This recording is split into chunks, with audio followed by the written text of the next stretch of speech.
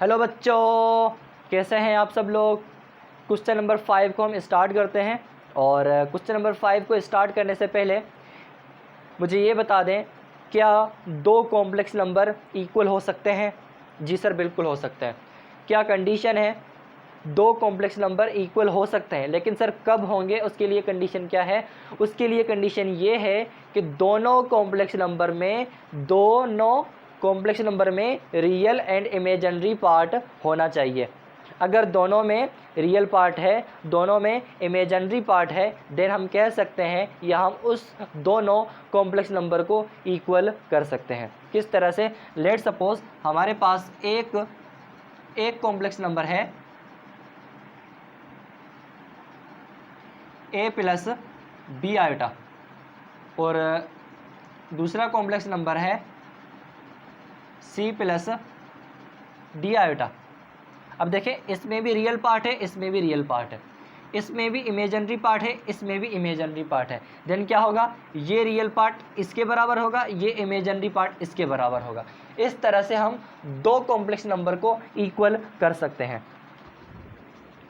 अब इसी बेस पे ये क्वेश्चन सॉल्व करेंगे और हमें क्या करना है, find the value of x and y when ये वैल्यूज। अब आप कहेंगे सर इसमें एक क्वेश्चन गायब है। जी हाँ, बिल्कुल गायब है। उसकी वीडियो में अलग से बनाऊंगा क्योंकि बहुत ही इंटरेस्टिंग क्वेश्चन है। उसका कॉन्सेप्ट भी थोड़ी मैथमेटिक अप्लाई होगी, देन आप उसको जो है ना सही समझ पाएंगे।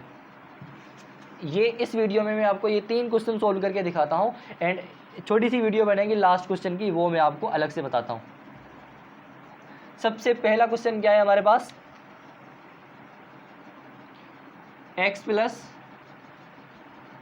आयोटा y लिखा हुआ होता है, लेकिन मैं y आयोटा लिखता हूँ ताकि चीज़ें क्लियर रहें थोड़ी। -5 प्लस 5 आयोटा। अब देखें, ये एक कॉम्प्लेक्स नंबर है, ये दूसरा कॉम्प्लेक्स नंबर है, सही है। अब इसमें भी रियल पार्ट है, इसमें भी रियल पार्ट है, इसमें भी इमेजिनरी पार्ट है, इसमें भी इमेजिनरी पार्ट है। ये इसकी कंडीशन है। अगर दोनों कॉम्प्लेक्स नंबर में किसी एक में रियल पार्ट है लेकिन इमेजिनरी पार्ट नहीं है, देन वो इक्वल नहीं हो सकते। ये कंडीशन लाजमी है, लाजमी कंडीशन है कि इन दोनों में रियल होना चाहिए, इन दोनों में इमेजिनरी पार्ट भी होना चाहिए। अब देखें, ये जो इसका रियल पार्ट है ये इक्वल होगा इस रियल पार्ट के, और इसका जो इमेजिनरी पार्ट है ये इक्वल होगा इसके इमेजिनरी पार्ट के। कैसे सर, अब ये जो x है, ये इक्वल हो जाएगा किसके, -5 के, और इसमें y किसके इक्वल हो जाएगा, y किसके इक्वल हो जाएगा, 5 के। क्या हो जाएगा, 5 के। देन हम क्या कह सकते हैं, hence x is equal to -5 and y is equal to 5। ठीक है, इसका आंसर ये आएगा। इस तरह से ये क्या होंगे, इक्वल होंगे। अब आप कहेंगे सर ये आयोटा क्यों नहीं आ रहा। आयोटा रिप्रेजेंट कर रहा है इमेजिनरी पार्ट को। किसको कर रहा है, इमेजिनरी पार्ट को। इसीलिए जो ना हमने यहाँ पे आयोटा नहीं दिया है, लेकिन एक्चुअल यहाँ पे क्या है, इनके ये जो y और ये इसकी यहाँ पे जो वैल्यू है, सही है, ये इंपॉर्टेंट है हमारे लिए।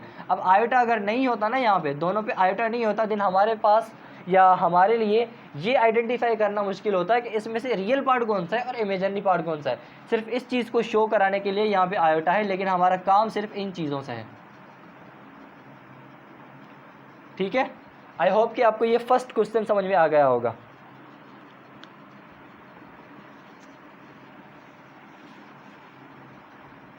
सेकंड क्वेश्चन में क्या है,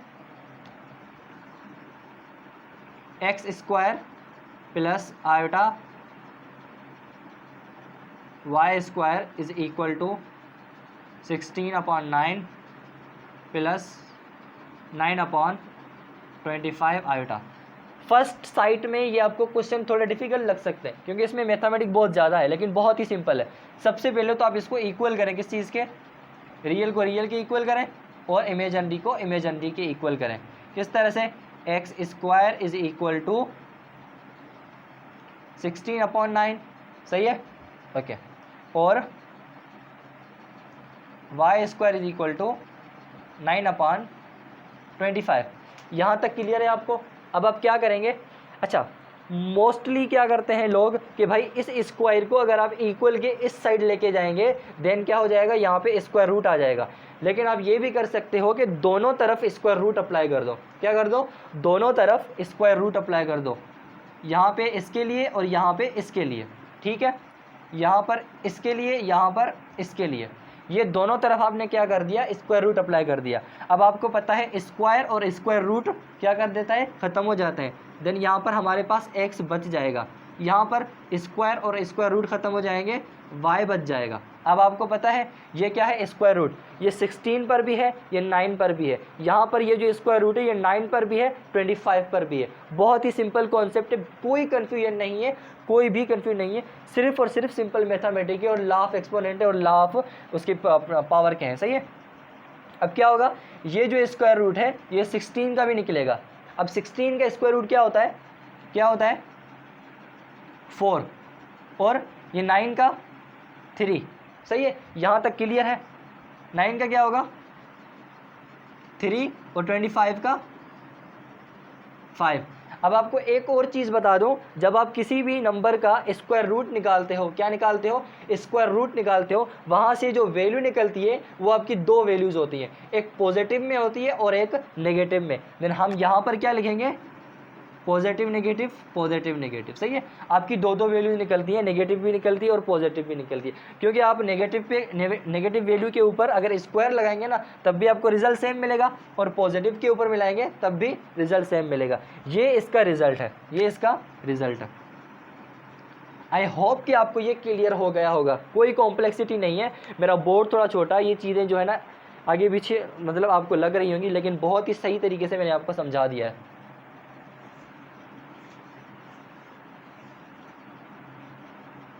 क्वेश्चन नंबर 3 को सॉल्व करते हैं। y square is equal to 1 to 1, सही है, और x upon 3 is equal to -9/5, ठीक है। अब ये माइनस भी इसके साथ आएगा क्योंकि माइनस थोड़ी स्पेशल सिंबल होती है। अच्छा, यहाँ पर तो सिंपल कॉन्सेप्ट लगेगा, दोनों तरफ आप स्क्वायर रूट अप्लाई कर दो, सही है, दोनों तरफ आप स्क्वायर रूट अप्लाई कर दो। भाई आपने स्क्वायर रूट अप्लाई कर दिया, ठीक है। पहले ये वाला पार्ट क्लियर कर देते हैं, स्क्वायर रूट और ये स्क्वायर ख़त्म हो जाएंगे तो यहाँ पर y बचेगा। अब जब आप 1 to 1 का स्क्वायर रूट निकालेंगे तो ये प्लस माइनस क्या आ जाएगा 11, ठीक है सर, ये समझ में आ गया। अब देखिए यहाँ पर थोड़ा सिनेरियो क्या है इसको देखते हैं। x अपॉन 3 है, हमने वैल्यू किसकी निकालनी है, हमने वैल्यू निकालनी है x की, तो इस 3 का कोई काम नहीं है यहाँ पे, इसको लेके जाओ उस तरफ। अब मैथमेटिक का रूल ये कहता है अगर इक्वल के साइड, एक साइड पे कोई नंबर डिवाइड हो रहा है, कोई नंबर डिवाइड हो रहा है, देन वो नंबर अगर इक्वल की दूसरी साइड जाएगा तो वो नोमिनेटर से जाकर मल्टीप्लाई होगा। क्या होगा, नोमिनेटर से जाकर मल्टीप्लाई होगा। कैसे, 9, ये 3 जाएगा नोमिनेटर के साथ मल्टीप्लाई होगा, और ये यहाँ पर 5। क्लियर है, इसको मल्टीप्लाई करें, x इज इक्वल टू -9 3 27 और ये डिवाइड में 5। क्लियर है आपको, ये आपके पास x की वैल्यू है, ये आपके पास y की वैल्यू है। समझ में आ गया है आपको क्या चीज़ है, यहाँ पे कोई भी इतना खास वैल्यू नहीं है। देखें ये y स्क्वायर आपके पास इक्वल हो गया है 1 to 1 के, और ये x अपॉन 3 आपके पास इक्वल है -9/5 के, और इसी को हमने यहाँ पे सॉल्व कर लिया है। ये क्वेश्चन नंबर 3 है, 1 to 3 क्वेश्चन है। अब ये इसका लास्ट पार्ट है ना, वो मैं आपको अलग वीडियो में करके दिखाता हूँ।